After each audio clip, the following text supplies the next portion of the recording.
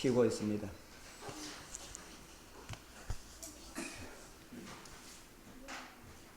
어제 그제 저희들이 저기 점촌으로 해서 안동을 해서 이렇게 오는데 얼마나 꽃들이 아름답고 특별히 개나리가 얼마나 길가에 있는 개나리가 아름답던지 참 좋은 계절이다 하는 생각이 듭니다.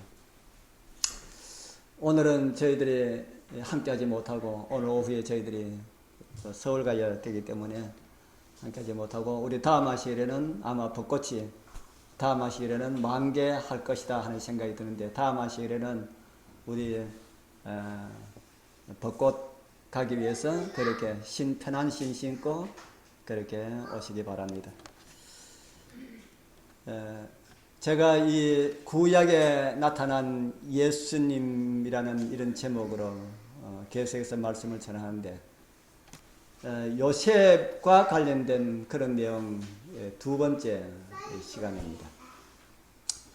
오늘 또 이 요셉을 통해 나타난 예수님의 모습을 이 종으로라는 이런 제목으로 함께 은혜를 나누기를 소망합니다. 지난번 말씀드린 것처럼 요셉은 형들에 의하여서 팔려서 애굽으로 갔습니다. 하루아침에 사랑받는 아들에게서 뭐로 바뀌었습니까? 신분이 섬겨야 하는 섬김을 받는 아들에게서 섬겨야 하는 종으로 바뀌었습니다. 예수님은 아담으로 인하여서 자원하여 종으로 오셨습니다. 요셉은 형들에 의하여서 무력으로 종으로 팔렸습니다. 종이 된다는 것 좋은 것인가요? 싫은 것인가요? 종이 된다는 것은 자기 생각을 어떻게 해야 됩니까? 다 내려놓아야 된다. 자기의 자리도 다 내려놓아야 한다. 자기가 하고 싶은 것도 다 내려놓아야 된다. 사람이 종이 된다는 것은 사람의 권리를 다 포기하고 짐승처럼 주인에 의하여서 살아가야 한다 하는 것을 우리에게 보여주고 있습니다. 예수님께서는 창조주이셨지만은 우리를 구원하기 위하여서 그렇게 오셨다라는 이런 사실은 정말 놀라운 사실이 아닙니까? 사람이 사람의 종이 된다는 것도 끔찍한 일인데 창조주께서 섬기는 자로 오셨다라는 이런 사실은 그런 사실을 우리가 잊지 않는다면 우리는 절대로 예수님을 떠나지 어떻게 우리가 감히 그분을 배반할 수가 있을까? 이제 종으로 팔려 미디안 상인들에 의해서 끌려가면서 요셉은 어떤 생각을 하였을까요? 저 멀리 요셉이 도단을 향해 왔던 그런 길이 자꾸 멀어져 가고 있습니다. 아버지를 생각할 수 있는 마지막 모퉁이를 이제 돌아갑니다. 그 모퉁이를 돌아가면 이제 그렇게 그리워할 아버지가 사는 그 하늘도 이제는 보이지 않습니다. 이제까지는 어제까지만 해도 아버지 밑에서 어리광도 부리고 원하는 것은 무엇이든지 다 얻을 수가 있는 든든한 후원자와 보호자가 계셨지만 이제는 아무도 자기를 지켜줄 이런 보호자도 도움이 될 분도 없는 그런 곳이어서 나의 앞길은 어떻게 될까? 요셉이 걱정이 좀 됐겠습니까? 부조와 선지자 20장에 보면은 애굽에서의 요셉이라는 그 장을 읽어보면은 그는 아버지와 함께 있었던 많은 날들을 종으로 끌려가면서 생각하였다. 그렇게 기록하고 있습니다. 그리고 이런 말씀을 우리에게 주고 있습니다. 부조와 선지자 216장에 보면은 이 하루의 경험이 그 하루의 경험이 어떤 경험입니까? 종으로 끌려가는 요셉이 팔려서 종으로 끌려가는 이 하루의 경험이 요셉의 생애의 전환점이 되었다. 그 무서운 재난이 그를 응석 부리는 아이에서 사려 깊고 용감하고 자제력이 있는 어른으로 변화시켰다. 사단의 충동에 의하여서 일어난 일들이 사단의 요셉의 꿈을 묵살시켜 버리기 위해서 만든 일인데 그 뒤에 가려져 있는 베일을 우리가 다 벗겨보니까 노예로 팔려가는 그 경험이 뭐가 되었다는 말입니까? 복이 되었다는 말입니까? 저주가 되었다는 말입니까? 복이 되었다. 복이 되었다. 요셉이 종으로 팔려가지 않았으면 평생 배워도 배울 수 없는 그 많은 일들을 그날 하루 만에 요셉은 다 배웠다. 그래도 그렇지 어떻게 종으로 팔려가는 것이 복이 될 수가 있을까? 누구를 위해서 요셉이 팔려갔습니까? 누구를 위해서 요셉이 팔려갔을까요? 성경에 이런 말씀이 있습니다. 시편 105편 16절에서 17절에 보면은 우리 같이 읽어보겠습니다. 그가 시작. 그가 또 기근을 불러 땅에 임하게 하여 그 의뢰하는 양식을 다 끊으셨도다. 한 사람을 앞서 보내셨으며 요셉이 종으로 팔렸도다. 요셉이 지금 누가 보냈다는 겁니까? 어떻게 돼서 갔다는 겁니까? 요셉은 누구를 위하여서 먼저 보낸 바 되었다 그럽니까? 자기 가족을 위하여서, 자기 가족이 죽지 않도록 하기 위하여서 먼저 하나님께서 애굽으로 보내었다. 이렇게 시편 기자는 그렇게 요셉에 대해서 말을 하고 있습니다. 후에 애굽의 총리가 되고 난 다음에 형들을 만난 자리에서도 요셉은 이렇게 말하였습니다. 창세기 45장 5절 또 같이 읽어보겠습니다. 당신들이 시작. 당신들이 나를 이곳에 팔았으므로 근심하지 마소서. 한탄하지 마소서. 하나님이 생명을 구원하시렸고 나를 당신들 앞서 보내셨나이다. 아멘. 형들은 모르고 한 것이지만은 그 같은 행동들이 결국 자기를 위하여서 자신하기 위한 하나님의 섭리가 되었다. 얼마나 감사한 일입니까? 형들은 요셉이 미워서 팔았는데 그 길이 자기들을 구원하는 그런 길이 되었다. 그렇게 성경은 말을 하고 있습니다.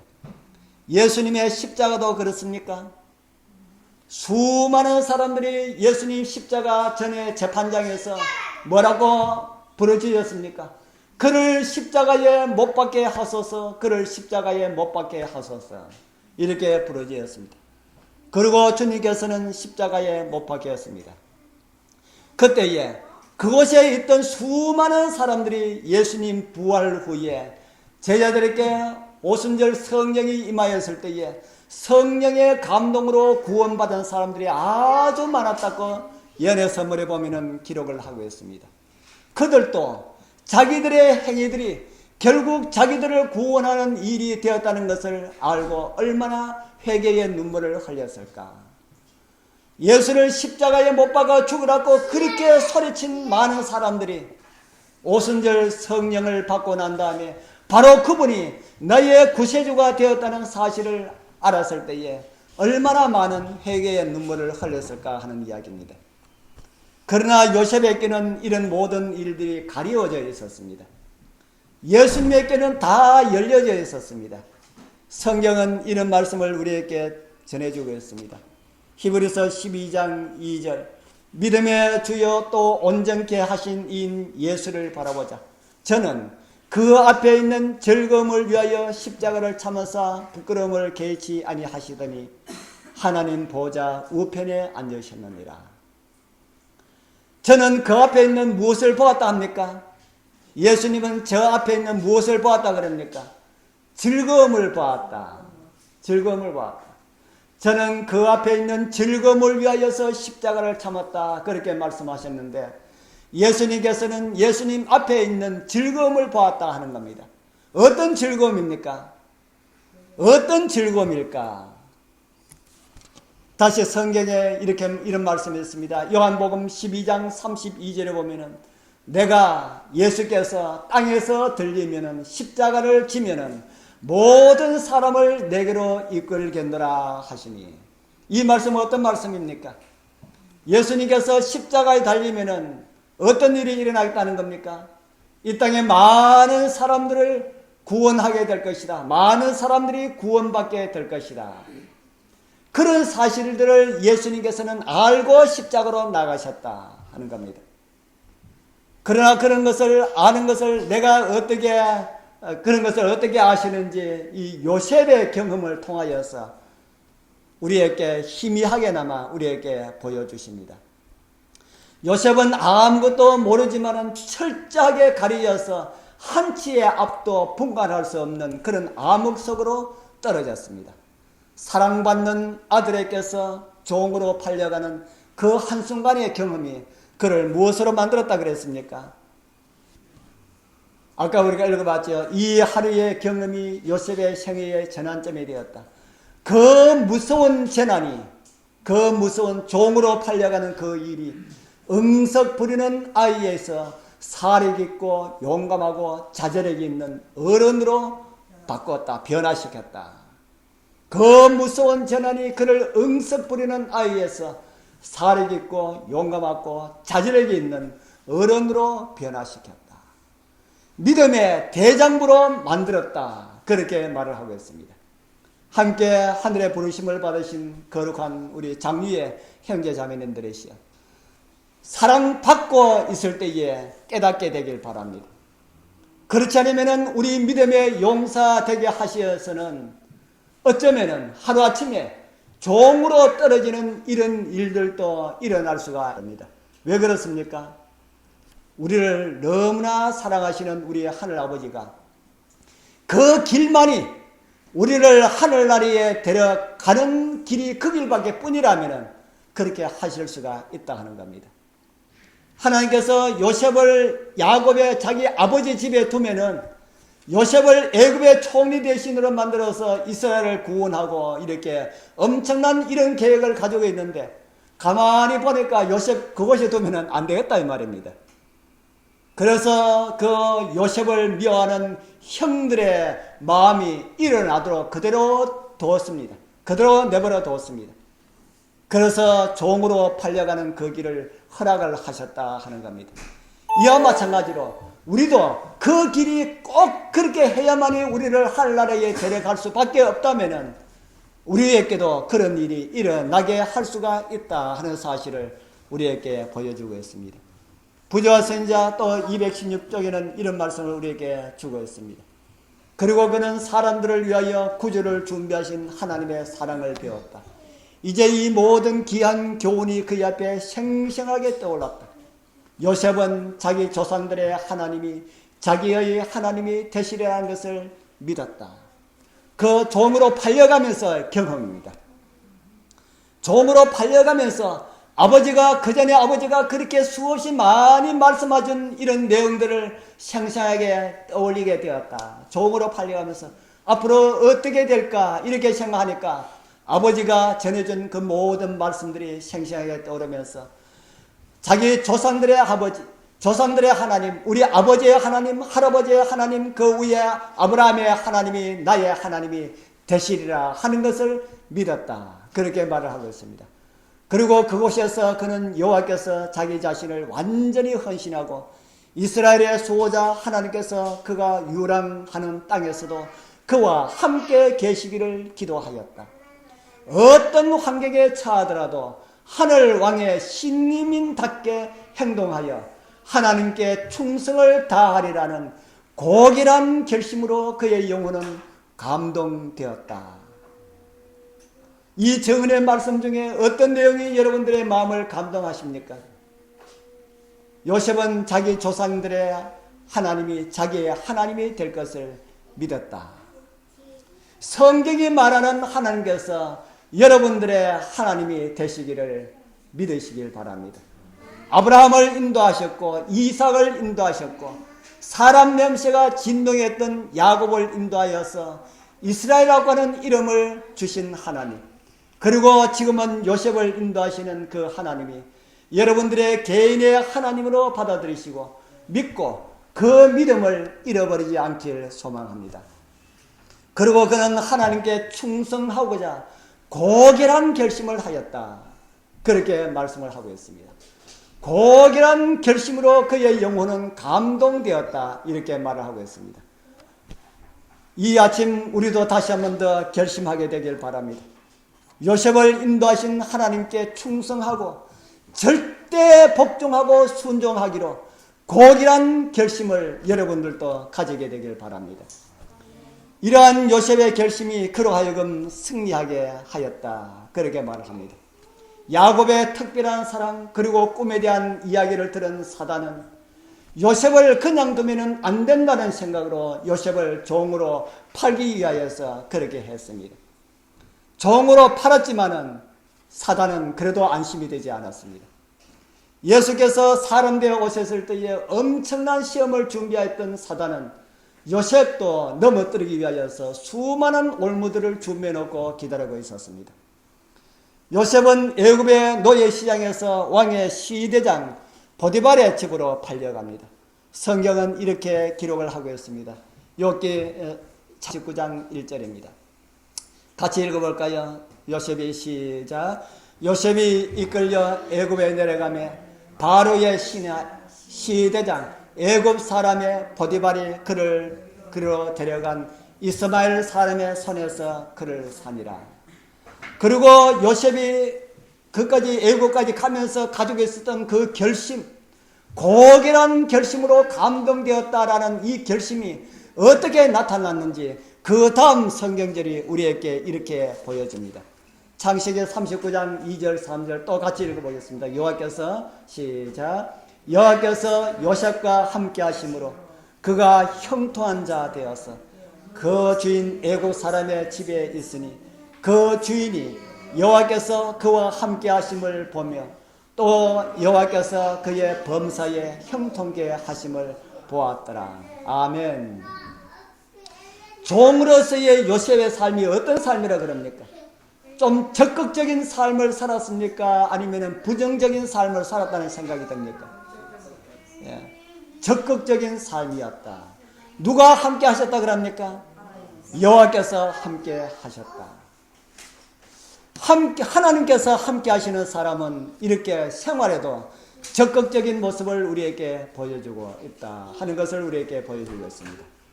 하나님을 믿는 사람들의 특징이 요셉을 통하여서 우리에게 가르쳐주고 있습니다. 하나님을 믿는 사람들은 어떤 일을 하든지 적극적이고 성실하게 살아야 할 것이다 하는 것을 우리에게 보여주고 있습니다. 적극적인 사고로 하나님을 신뢰하면서 그러다가 예기치 못한 어려움이 닥치면 어떻게 해야 할까요?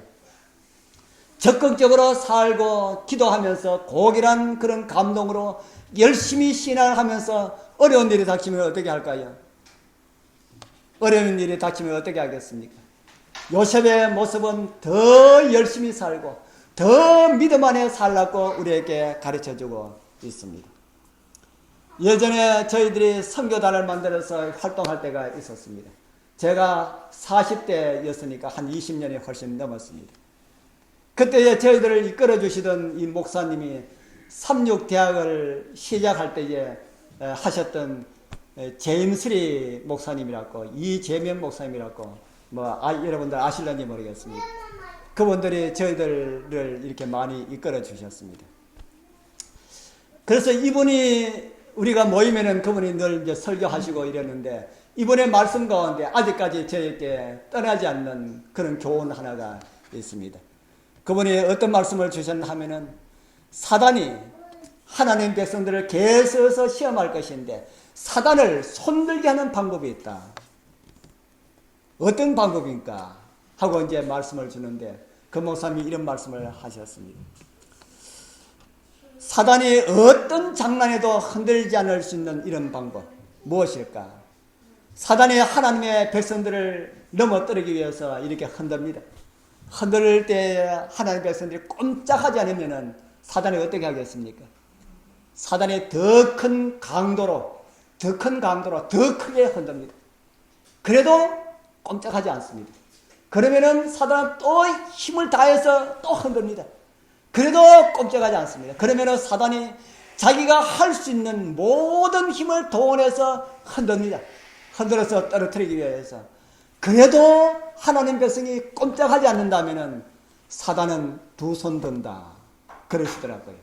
그래서 사단을 이길 수 있는 방법은 물론 이 모든 것은 예수 이름으로 예수님을 믿는 믿음으로 우리가 해야 합니다. 예수님 믿는 믿음으로 사단을 꼼짝하지 못하게 할 수 있는 방법은 사단이 아무리 흔들어도 내가 뭐 하지 않으면 돼요? 내가 꼼짝하지 않으면 된다. 흔들리지 않으면 된다. 꼼짝하지 않으면 두 손 들고 물러간다. 그리고 예수여 당신의 백성들을 데려가시어 나는 더 이상 하지 못하겠습니다 하고 사단이 두 손 든다고 하는 그런 이야기를 들었습니다. 그런데 사단이 하나님 백성들을 흔들 때에 흔들리면은 어떻게 할까요? 하나님 백성이 흔들리면은 사단이 재미가 나겠습니까? 재미가 납니다. 하나님 백성을 흔들어도 흔들리지 않으면은 사단이 재미가 없어가지고 또 더 심하게 흔들다가 그래도 흔들리지 않고 아무리 강도가 올리면 올려도 아무리 크게 올려도 꼼짝하지 않으면 사단이 재미가 없어가지고 그냥 내버려 둬버린다는 겁니다. 그런데 사단이 흔들 때에 흔들리면은 사단이 재미가 있어가지고 흔들다가 나왔다가 흔들다가 나왔다가 사단 재미없도록 한다는 겁니다. 그래서 떨어질 때까지 사단이 그런 장난을 한다 하는 이야기를 들었습니다. 우리 사랑하는 성도님들이시여 사단에 흔들리면 요동하지 않길 바랍니다. 어떠한 사단의 흔들림이라 있다 할지라도 요셉처럼 하나님과 함께하는 자가 되어서 믿음 형통되면은 그 뒤에 만사 형통이 따라옵니다. 믿음 형통, 만사 형통으로 사단이 두 손 되는 은혜의 역사가 여러분들과 함께하길 축복합니다. 그 다음 말씀을 보면은 요셉 때문에 복을 받은 보디발의 모습을 성경은 기록을 하고 있습니다. 창세기 39장 5절입니다. 그가 요셉에게 자기 집과 그 모든 소유물을 주관하게 한 때부터 여호와께서 요셉을 위하여 그 애굽 사람의 집에 복을 내리심으로 여호와의 복이 그의 집과 밭에 있는 모든 소유에 미친지라. 요셉 때문에 누가 복을 받았습니까? 요셉 때문에 보디발이 복을 받았다. 보디발이 어떤 복을 받았습니까? 성경은 애굽 사람의 집에 복을 내리심으로 라고 기록을 하고 있습니다. 그리고 그의 집과 밭에 있는 모든 소유에 하나님께서 주시는 그 복이 미쳤다. 우리 사랑하는 성도님들, 하나님의 복이 여러분들을 통하여서 장류가 복을 받게 되길 바랍니다. 여러분들이 살고 있는 마을들이, 아파트들이 복을 받게 되길 바랍니다. 그래서 하나님의 백성들과 함께 있는 사람들은 정말 행복한 사람이다 하는 것을 그 사람들이 깨닫게 되길 바랍니다. 그렇기 때문에 우리는 비록 남의 집에 고용대가 있다 할지라도 우리는 담대할 수가 있습니다. 내가 그 집에 있는 것은 그 집에 뭐 주기 위해서 있는 겁니까? 복을 주기 있는 것이다. 그래서 저는 치과에 원장들하고 거래하다가 그 사람들이 당신 필요 없어 그러면은 저는 두 말 하지 않고 안녕히 계시오 하고 나옵니다. 이 집이 정말 엄청난 복을 받을 수 있는 이런 기회를 놓치는구나 하고 또 저하고 거래하려고 하는 사람이 있으면 아이고 하나님께서 또 이 집에 무슨 복을 주려고 하시나 하고 저는 그렇게 생각합니다. 우리 주변에 있는 사람들이 나와 함께 하고 있는 사람들이 우리 때문에 복을 받고 있다면 그 사실을 안다면 우리와 함께 있는 것이 엄청나게 행복하다 하는 것을 그들은 깨닫게 될 것입니다. 나를 인하여서 우리 복을 받고 있는 사람들이 있다는 사실을 인하여서 우리 하나님께 감사하게 되길 바랍니다. 그리고 기도하게 되길 바랍니다. 성경에는 이런 말씀을 우리에게 주고 있습니다. 예레미야 29장 7절 같이 읽어보겠습니다. 너희는 시작. 너희는 내가 사로잡혀 가게 한 그 성읍의 평안하기를 힘쓰고 위하여 여호와께 기도하라. 이는 그 성이 평안함으로 너희도 평안할 것입니다. 무엇을 위해 기도하라 그럽니까? 우리가 있는 곳이 뭐하도록요? 하나님의 복이 임하도록, 하나님의 복이 임하도록 기도하라. 그러니까 우리는 지금 어디를 위해서 기도해야 됩니까? 우리는 장유를 위해서 기도해야 되고 유라를 위해서 기도해야 되고 경남을 위해서 기도해야 되고 이 나라를 위해서 사로잡혀간 사람들도 그 성읍을 위하여서 기도하라 그렇게 말합니다. 왜냐하면 사로잡혀가 있는 사람들을 할지라도 그 성읍이 평안하면은 내가 평안해질 수 있기 때문이다. 그렇게 성경은 말을 합니다. 우리 사랑하는 성도님들, 우리 여러분들이 사는 지역을 위하여서 기도하시길 바랍니다. 그리고 내가 있는 내 주변 환경을 위하여서 기도하게 되길 바랍니다. 그리고 우리를 인하여서 우리 때문에 우리 주변이 복이 임하게 되기를 축복합니다. 요셉이 그렇게 하니까 보디발은 어떻게 했습니까? 보디발은 어떻게 했습니까? 보디발이 가만히 보니까 요셉 때문에 자기가 복을 받고 있는 것을 알았다 그랬습니까? 몰랐다 그랬습니까? 아까 성경을 보니까 보디발이 그걸 알았다. 그러니까 요셉 볼 때마다 어떤 생각이 들겠습니까? 세상에 어떻게 이런 복덩이가 우리 집에 왔나? 그런 생각이 들지 않겠습니까? 그래서 그 다음에 그 말씀에 보면은 집안 모든 소유를 다 요셉의 손에 뭐 했다 그럽니까? 다 맡기고 자기 식료 외에는 무슨 말입니까? 자기 식구 외에는 간섭하지 아니하였다. 간섭하지 아니했다. 자기들 식구 외에는 아무것도 요셉에게 맡긴 것은 간섭하지 아니하고 요셉이 다 처리하도록 그렇게 했다. 그런데 이제 문제가 생겼습니다. 39장 6절의 말씀처럼 요셉은 용모가 어떻게 했다 그랬습니까? 용모가 준수하고 아담하더라. 매력이 있었다. 매력이 있었다.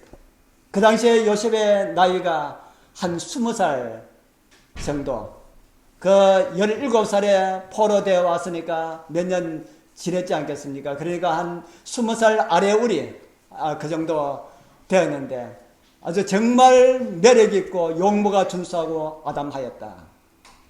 그게 이제 문제가 되었습니다. 그 집의 주인의 처가 요셉에게 눈짓을 합니다. 그리고 동침하기를 청하는 이 보디발의 유혹을 요셉이 뿌리치는 이런 내용이 성경에 기록되어 있습니다. 창세기 39장 8절에서 6절 우리 같이 읽어보겠습니다. 요셉이 시작. 요셉이 거절하며 자기 주인의 처에게 이르되 나의 주인이 가정 재반 소유를 간섭지 아니하고 다 내 손에 위임하였으니 이 집에는 나보다 큰 이가 없으며 주인이 아무것도 내게 금하지 아니하였어도 금한 것은 당신뿐이니 당신은 자기 아내임이라. 그런즉 내가 어찌 이 큰 악을 행하여 하나님께 득죄하리까. 아멘. 여러분들은 이곳의 말씀 가운데 어떤 말씀이 마음에 와닿습니까? 저는 이 말씀이 정말 이 말씀 성경 가운데 가장 좋아하는 말씀 가운데 한 말씀이 여기는 이 말씀입니다. 내가 어찌 이 큰 악을 행하여 누구에게요? 하나님께 득죄하리까. 우리 사랑하는 성도님들, 이 말씀을 잊어버리지 말길 바랍니다. 많은 사람들은 대부분 잘못하는 것을 사람에게 하는 것으로 착각하고 있습니다. 그래서 사람에게 잘못하면은 그 사람에게 용서를 빌고 구하면은 된다, 그렇게 생각을 하고 있습니다. 그런데 요셉의 감정은 그런 단계를 훨씬 뛰어넘었다. 사람에게 잘못한 것으로만 생각하지 아니하고 요셉은 그렇게 하지 않았다는 겁니다. 사람에게 잘못하는 것으로 생각하는 사람은 그 사람이 없을 때는 그 잘못에서 빠져나올 수가 없게 됩니다. 그러나 어떤 잘못이라 할지라도 그것이 하나님께 대한 잘못이라고 생각한다면 어떤 가운데 있다 할지라도 그 잘못을 행하지 않을 수가 있는, 그칠 수가 있다 하는 겁니다. 사도행전에도 보면은 아나니아와 삽비라의 그 사건을 우리가 보게 됩니다. 그들은 땅을 팔아서 얼마를 감추고 얼마를 사도 앞에 와서 땅을 판 모든 돈을 가져 이렇게 했지요. 거짓말 했습니까? 바른 말 했습니까? 거짓말 했지요. 그럴 때 베드로가 이런 말을 합니다. 땅이 그대로 있을 때에 네 땅이 아니며 판 후에도 네 임의로 할 수가 없더냐. 어찌하여 이 일을 내 마음에 두었느냐. 그 다음에 같이 읽어보겠습니다. 사람에게 시작. 사람에게 거짓말을 한 것이 아니요 하나님에게로다.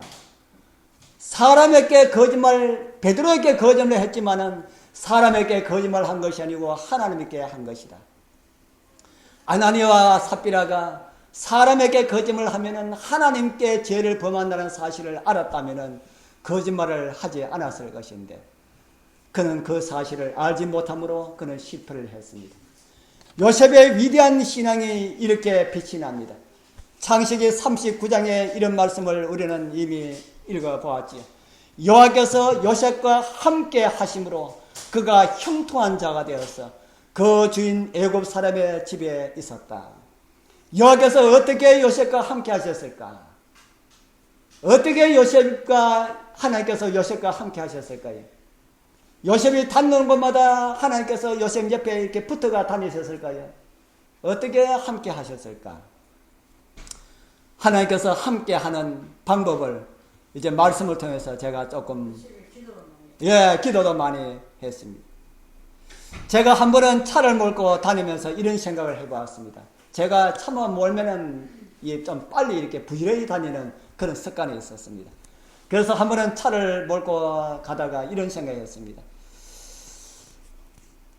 내 앞에 경찰차가 있다면은, 경찰차가 앞에 간다면은 80으로 가는 길에서 80이 이제 제한 속도로 하면은 80으로 가는데 앞에 경찰차가 80으로 간다면은 내가 뒤에서 그 차를 추월할 수가 있겠는가 하는 생각이 들었어요. 그러니까 문득 추월하면 안 된다 하는 생각이 들더라고요. 그래서 앞차가 가는데 저 차는 경찰차다 하고 그 차 뒤에 따라가니까 참 답답하더라고요. 그런데도 제가 그날 하루 종일 제가 그렇게 했습니다. 그런데 또 그렇게 생각을 하니까 잘 안 돼요. 그런데 경찰차는 없어도 누구는 우리를 보고 있습니까? 하나님은 우리를 보고 있다. 그래서 경찰한테는 이렇게 스피커는 안 끊기려고 그러고 누구 보는 데는요? 하나님 보는 데는 과감하게 죄를 짓고 있다 하는 사실을 생각하게 되었습니다. 그래서 믿음으로 산 위인들을 기록하면서 사도 바울은 이런 기록을 우리에게 보여주고 있습니다. 히브리서 11장 27절에 보면 모세의 눈이 나옵니다. 우리 같이 읽어보겠습니다. 믿음으로 시작. 임금의 노함을 무서워 아니하고 곧 보이지 아니하는 자를 보는 것 같이 하여 참았으며. 바울은 말하기를 모세는 어떤 눈을 가졌다 합니까? 믿음으로. 또 그 다음에요.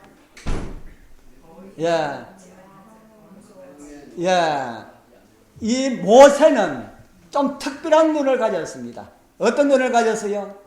보이지 아니하는 자를 어떻게 하는 눈 가졌어요? 보는 것 같이 했다. 보이지 아니하는 자를 보는 것 같이 했다. 우리 사랑하는 우리 성도님들이시여, 이런 눈을 다 가지게 되길 바랍니다. 사람의 눈을 두려워하지 말고 하나님의 눈을 두려워하게 되길 바랍니다. 제가 아까 말씀드린 것처럼 경찰이 앞에 가면 추월 안 하는데 일반 차가 앞에 가면은 하나님께서 보고 계시는데 추월하는 것처럼 그렇게 하지 말고 언제나 하나님께서 보고 계시는 것처럼 그렇게 살아라. 그렇게 성경은 말을 하고 있습니다. 요셉은 그렇게 살면서 하나님과 동행하였다. 여호와께서 요셉 하신 것은 요셉이 언제나 늘 그렇게 살았다 하는 것입니다. 그래서 요셉은 유혹이 왔을 때도 거절할 수가 있었습니다. 인간의 눈으로 볼 때는 요셉이 거절하기가 정말 힘든 그런 가운데 있었습니다. 그런 상태를 정은의 말씀에는 이렇게 기록하고 있습니다. 부조한 선지자 217페이지.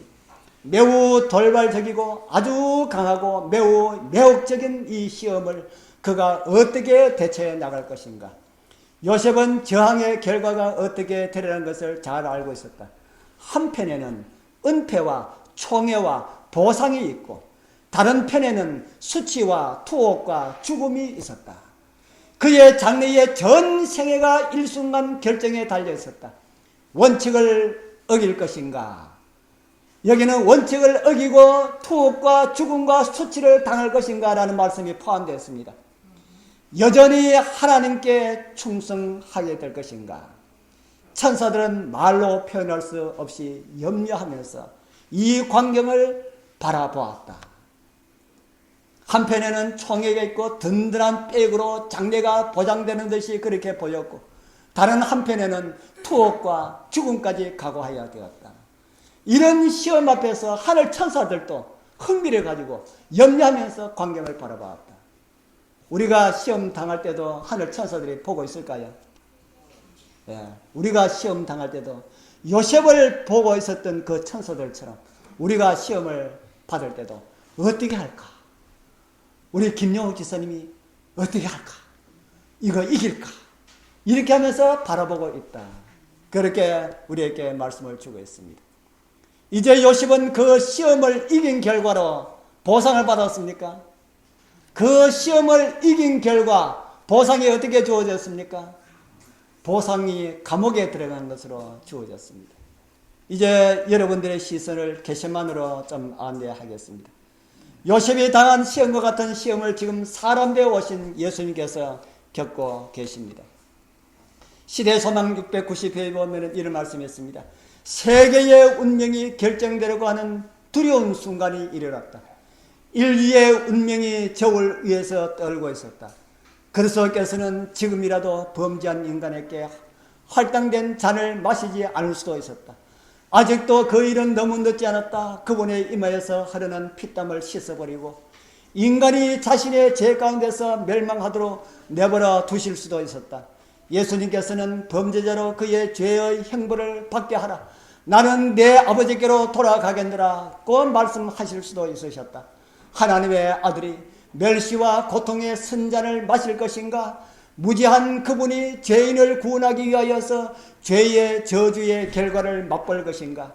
예수님의 창백한 입술에서는 내 아버지여, 내가 만일 마시지 않고는 이 잔이 내게서 지나갈 수 없거든 아버지의 원대로 되기를 원하이다 라는 말씀이 떨면서 흘려 나왔다. 세계의 운명이 결정되려는 순간 피와 땀을 흘리면서 주님께서는 어떤 고민하셨습니까? 내가 이 잔을 마시지 않으면 안 될 것인가? 두 갈래에서 인생의 모든 운명들이 그 잔 위에서 떨고 있었다. 그렇게 말을 하고 있습니다. 이렇게 십자가 그 겟세마네의 시험을 통과하신 주님께서는 어디로 나가셨습니까? 폭도들에게 잡히셔서 십자가로 나가셨습니다. 요셉은 감옥에 들어감으로 구원자의 길을 걷게 되었고 예수님은 십자가로 나감으로 구원자가 되셨다 하는 겁니다. 제2차 세계대전 중에 독일은 런던을 공습하여서 밤낮으로 폭탄을 소나같이 퍼부었습니다. 포악한 히틀러는 이 폭탄에 시한 장치를 해두어서 투하했습니다. 그래서 떨어지는 폭탄마다 바로 터지지 않고 한동안의 시간이 나고 난 다음에 터지도록 런던 시민들은 불안에 떨어야 했다 합니다. 어떤 폭탄은 떨어진 지 30분 만에, 어떤 폭탄은 1시간 만에, 어떤 폭탄은 며칠 있다가 터지는 그런 일도 있었다 합니다. 공습 경보가 끝나도 런던 시민들은 안절부절하면서 불안한 나날들을 보내야 했습니다. 이 가운데에서 영국 귀족 중에 한 사람인 서포터 경이라고 하는 사람이 나라를 위해서 기도하던 중에 이 시한폭탄 문제를 어떤 사람들이 해결해야 한다. 그 사람이 누구일 것인가 기도하면서 다른 사람이 해야 될 것이 아니라 내가 해야 된다 하는 것을 깨달았습니다. 그리고 함께 하고 있는 종업원들에게 이 문제를 이야기했습니다. 나와 함께 죽으러 갈 사람 있으면 나와 함께 가자 하니까 그 말에 감동을 받아서 운전기사와 여비사와 함께 죽음의 결사들을 만들어서 조이해서 그 시한폭탄을 제거하기 위하여서 시내로 나갔습니다. 그래서 폭탄 해체 작업을 이제 언제 터질지 모르는 그 폭탄 해체 작업을 합니다. 그래서 그들은 무려 34개나 된 시한폭탄을 찾아내어서 해체를 했습니다. 그런데 35개째의 폭탄을 찾아내어서 해체하려는 순간 폭탄은 터졌고 함께 일하고 있는 모든 사람은 그 자리에서 폭사하고 말았다 합니다. 그러나 그들의 희생 때문에 수많은 런던 시민의 생명은 보존될 수가 있었다 합니다. 오늘날 포악했던 히틀러는 이 세상을 떠난 지 60년이 넘었지만 우리 주변에는 너무나 많은 시한폭탄들이 도사리고 있다. 그것이 언제 터질지 몰라서 불안에 떨어야 하는 그런 상황 가운데 우리는 살고 있다 하는 겁니다. 요셉에게 닥쳤던 비슷한 폭풍과 같은 유혹들이 하나님 백성들에게 불시에 강타하려고 기다리겠다 하는 겁니다. 그럴 때에 우리도 요셉처럼 하나님과 동행하면서 모세처럼 보이지는 않지만은 보는 것 같이 하면서 예수님처럼 나의 원대로가 아닌 아버지의 원대로라는 이런 마음으로 사단의 모든 시험들을 이기고 승리하게 되기를 축복합니다. 기도드리